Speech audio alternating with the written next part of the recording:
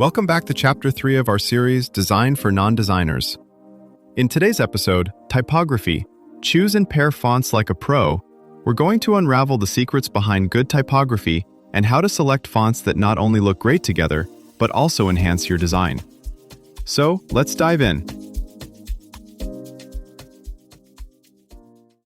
Your brain can spot bad typography faster than a typo, and it quietly punishes you for it. You're scrolling a website. Same words, two designs. One feels trustworthy and effortless to read. The other feels cheap and tiring. The paradox? The only difference is the fonts. You've seen this split-screen moment in real life. Two resumes, same experience, wildly different impact.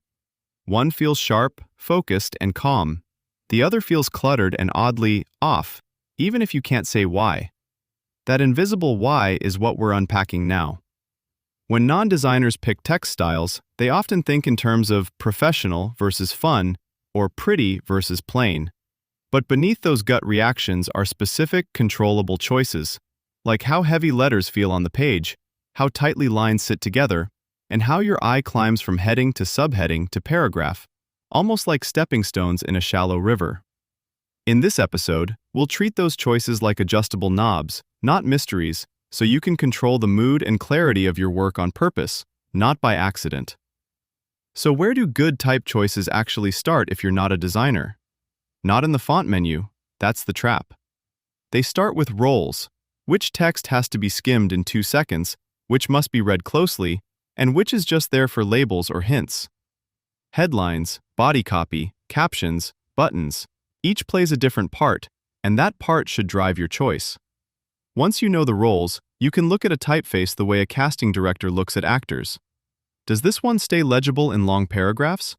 Does that one grab attention at large sizes? Clarity first, personality second, decoration last. Think of this step as getting out of "I like this font" mode and into "this font has a job" mode. Start with the jobs that are hardest to fudge: long reading and quick scanning. For long reading, your main questions are: can someone stay with this for 3 paragraphs without feeling tired? And does each line end before their eyes get lost? That's where the 75-character guideline quietly earns its keep. If your lines stretch too wide, comprehension drops, even if the design looks clean. Shrink the text box or bump up the size until your lines feel more like short sentences than marathon runs. Next, look at the shapes inside the letters. 2 practical clues: X height and contrast. A larger X height, taller lowercase letters, often feels friendlier and a bit more casual. A smaller one feels more formal and airy. High contrast, very thick and thin parts, can look elegant at big sizes, but fragile and flickery in small body text. Low contrast is sturdier and usually better for lots of reading.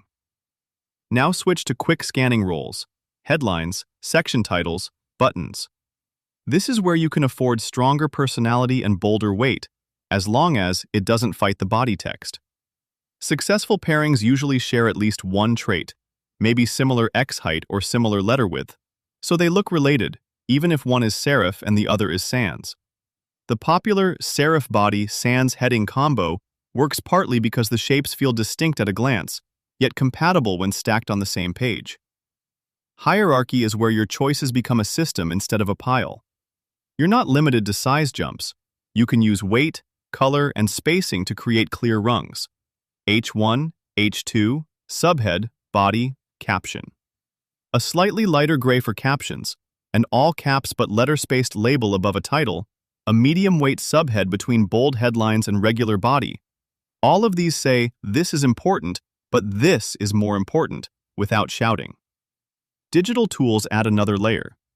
Variable fonts let you nudge weight or width with a slider instead of swapping fonts, which keeps performance tight and visual rhythm consistent.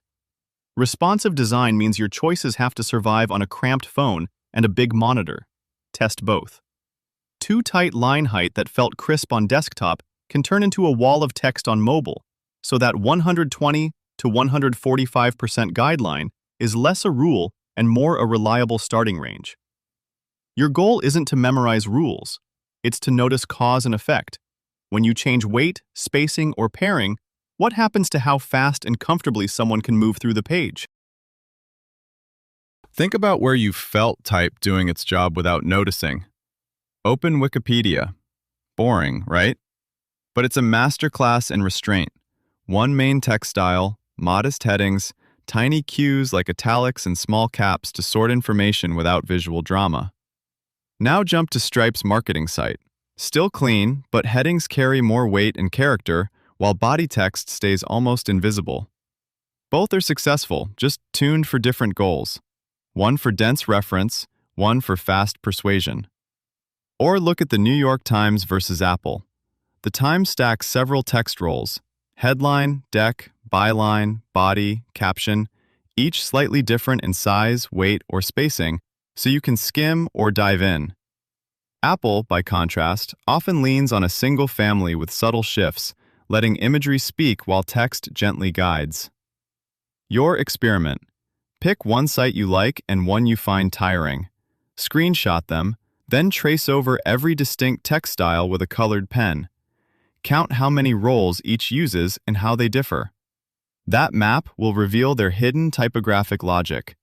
Soon, responsive text won't just resize, it will subtly reshape itself to match context.